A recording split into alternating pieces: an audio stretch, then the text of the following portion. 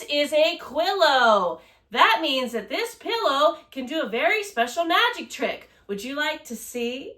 Reach inside.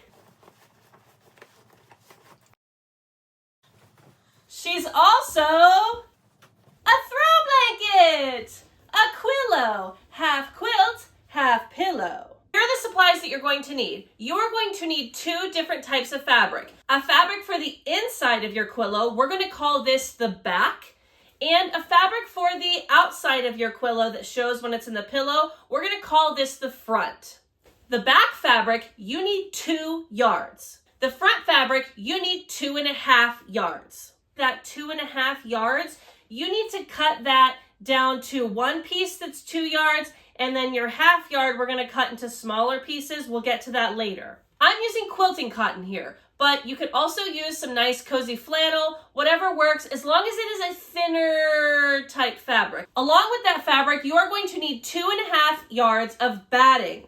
Something else I highly recommend for this project is some sort of adhesive spray. This is a quilt basting adhesive spray. It is specifically for fabric, and it is glue for fabric when you're basting a quilt. The last thing that you're gonna need besides like basic sewing shit, like a sewing machine, scissors, iron, blah, blah, blah, blah, blah, pins, you're gonna need some thread that you have curated in order to go with your Quillow. When you're quilting a project, you need to make sure that the thread that you have chosen, you actually like the way it looks with the fabric. Step 1 is your quilt sandwich. Welcome to my living room, you weirdos. The quilt sandwich that you do for a Quillow is different than a regular quilt. So let me explain it to you step by step.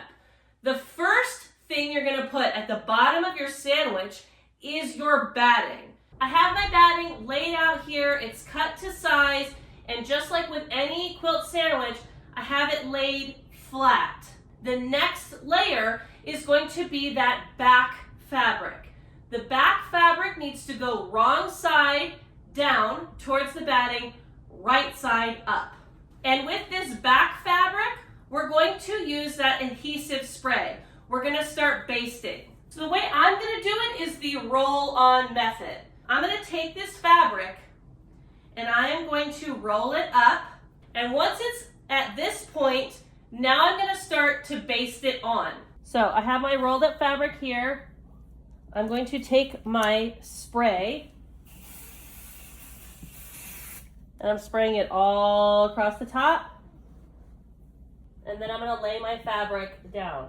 And you want to press it nicely. So I'm rolling back. That's where I'm getting resistance. So that's where my spray stopped.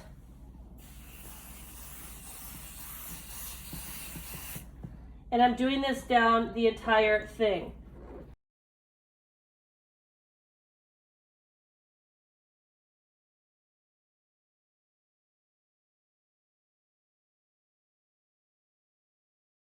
Now that that's done, let's take our front fabric and add it to the quilt sandwich. What we need to do with this is that we need to do this right side down. So our back fabric and our front fabric are right sides together on top of the batting. Do not use basting spray right now. Don't stick your front and back fabrics together. For this, the way we're going to baste it is we are going to pin all around the sides. That's where we're going to sew. Lay this on top, flat, and do pins all the way around the side. So here's something that's a little bit of a bummer that came up while I was basting. These fabrics I have selected are not the same width. I don't know if it's because its previous owner had cut off some of the length. I thrift a ton of my fabric. Maybe its previous owner just washed it wrong and it shrunk.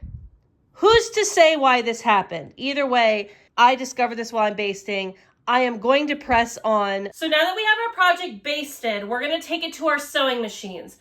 And you are going to go around the entire thing at a 1/2 inch seam allowance with a straight stitch. At the bottom of your blanket, you are going to leave a 6-inch hole. On either side of that hole, you need to back stitch because we're gonna pull this all out and it needs to be strong. I say the bottom of the blanket. What makes the bottom different from the top? Well, that's up to you. Do you have directional fabric where it matters what direction your fabric is facing?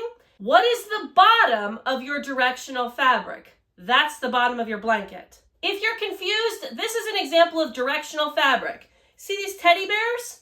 They're facing up. That's what they're supposed to be. This is the bottom of that fabric. These teddy bears are now upside down.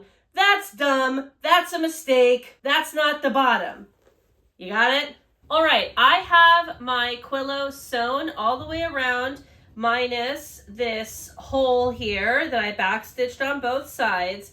And what I did for mine, since my fabric wasn't lining up, is I did a 1/4 inch seam at the smaller fabric, but I trimmed everything at the 1/2 inch seam allowance for the larger one. You don't need to know that because your fabric probably matched up, but just in case you were wondering how I fixed this, that's what I did. Next step we want to do is, before we turn this out, go ahead and just kind of round out your corners. This is just going to help make your corners a little bit crispier when you turn them out, less bulk. My corners are clipped. Now what I'm going to do is go to that hole at the bottom and I'm going to reach in between the front and back fabrics here, and you're going to turn this right side out. That's why it's important to back stitch on either side of that hole so that your stitching doesn't come apart while you're doing this. Make sure you're reaching inside and pressing out your corners. Also, if you can hear my washing machine right now, sorry about that, but I gotta multitask. All right, with this turned out, you need your iron now. We're gonna go around this entire thing and we're gonna press these seams. Use your fingers to roll it nice so that your seams look how they're supposed to and not like this.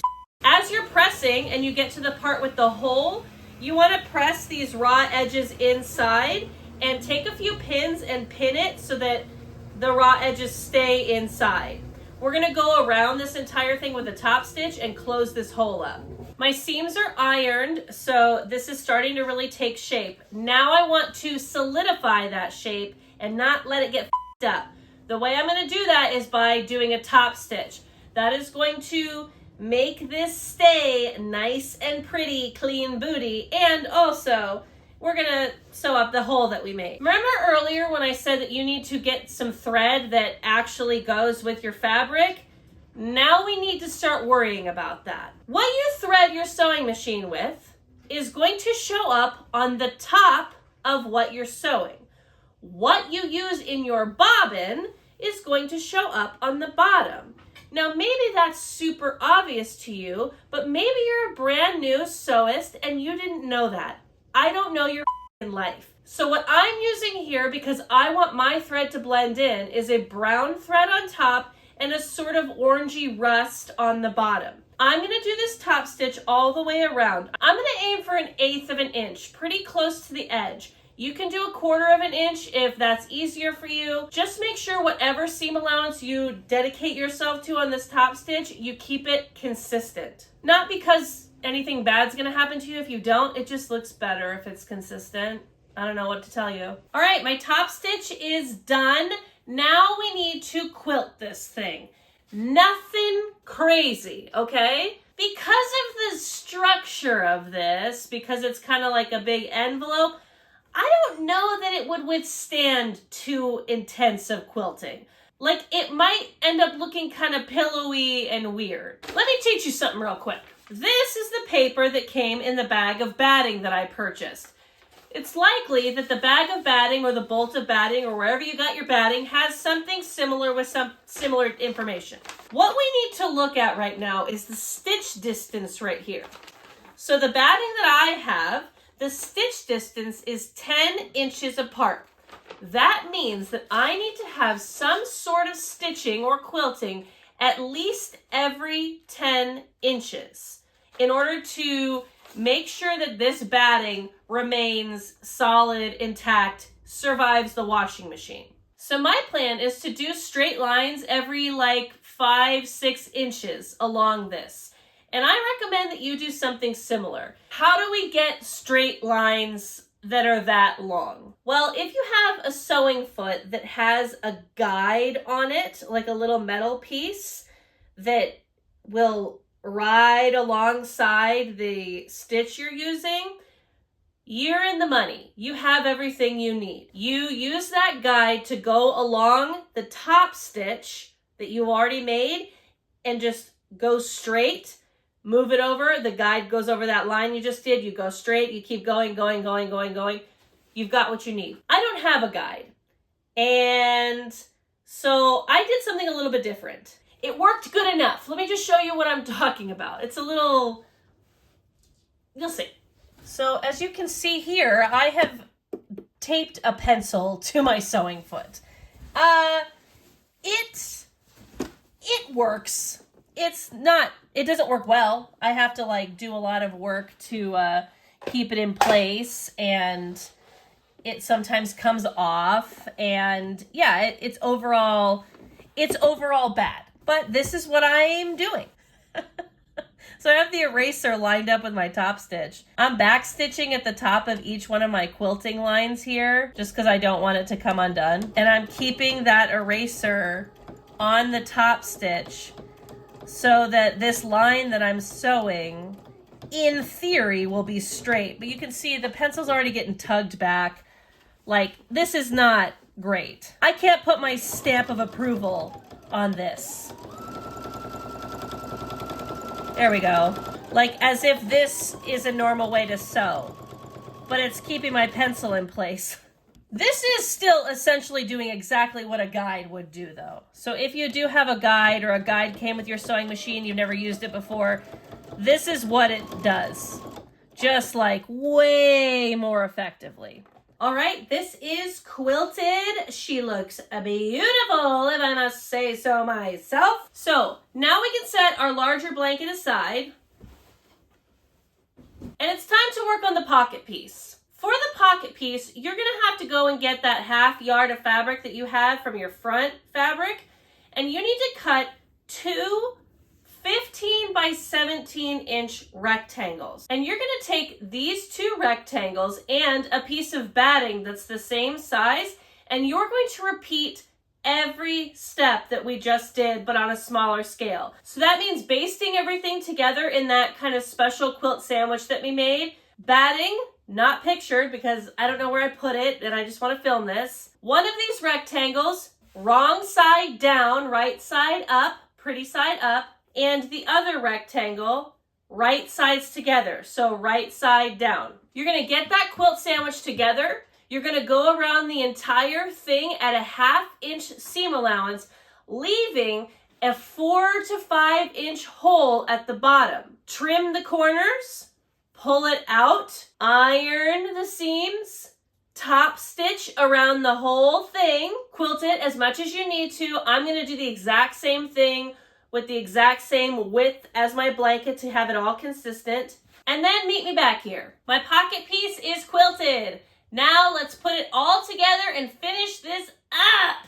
We need to attach this pocket piece to the bottom of our blanket. I choose to have my pocket piece on the same fabric. If you wanted your end result pillow to be 1/2 this fabric and 1/2 the other fabric, what you would do is put the pocket piece on this fabric. That way when I fold it all up, the pillow would be double-sided. I don't do that. I don't not like it, I like the element of surprise. I want to be like, surprise, you have polka dots, not just flowers, you know? But you do what you want. What we need to do here is we need to take this pocket piece and we need to sew it on centered on the bottom. Listen to me right now. You get a ruler and you make sure that this is centered. We have gotten this far. Why would you skip that step? You cannot eyeball it. Now that I have this centered, I'm gonna get it ready to sew on. I yell a lot, I know that. So let me try a different tactic here. Maybe channel my inner Miss Rachel right now. Okay, when we attach this on, we use Pins, that's right. We use pins. Don't piss me off. Don't piss me off. You want to pin this pocket piece all the way up to the very tippy edge. And that's because you're going to sew it on the very tippy edge. All right, I have it pinned along these sides, leaving this top open. When you're sewing, I want you to back stitch the corners. These top corners here, these corners on the bottom. These are tension points on this. As you fold the pillow in and out over and over again, these corners will be tested. So back stitch on them. If you want to, you can even do like a little X, whatever you want to do in these corners to make sure that they are strong. It's done. But now comes the moment of truth. Does it fold into a pillow? You might have to show the people that you gift this to how to do it. Or maybe you gift this to yourself. I was kind of thinking about making a separate video that I could have a QR code and be like, here, send this QR code to your family members and then they could scan it and then I'll tell them how to fold it. Let me show you how to do it though. So you're gonna take your Quillow, pocket side down, and you are going to fold it into thirds. I say thirds because technically this pocket that we made is a little bit bigger than a third, but you're gonna use the edges of the pocket to kind of determine how far in you fold. So I folded this one over, and I'm folding this one over, and now it looks like this. So now take it from the non-pocket end, and you're just gonna sort of loosely fold it up. Don't stuff it in a ball. Just kind of fold it up in rectangles. I don't know. But get it all the way to the point where it's on top of the pocket. And then you're going to reach your hand inside the pocket and like a puppet, grab onto the blanket, all of it, and fold it inside out while also tucking the blanket inside the pocket. And you just kind of zhuzh it around until finally, voila! Your Quillow is back to being a pillow. I love these things. And honestly, this is a way for you to make someone a quilt that's really special, long lasting, but doesn't have a lot of piecing. If you make it the way I just told you, this is a quality item that hopefully will last, I don't know, you can bury them with this thing. Consider making one and let me know if you have any questions. And please like and subscribe if you like my channel. I never ask for that, but I'm asking for that now, please.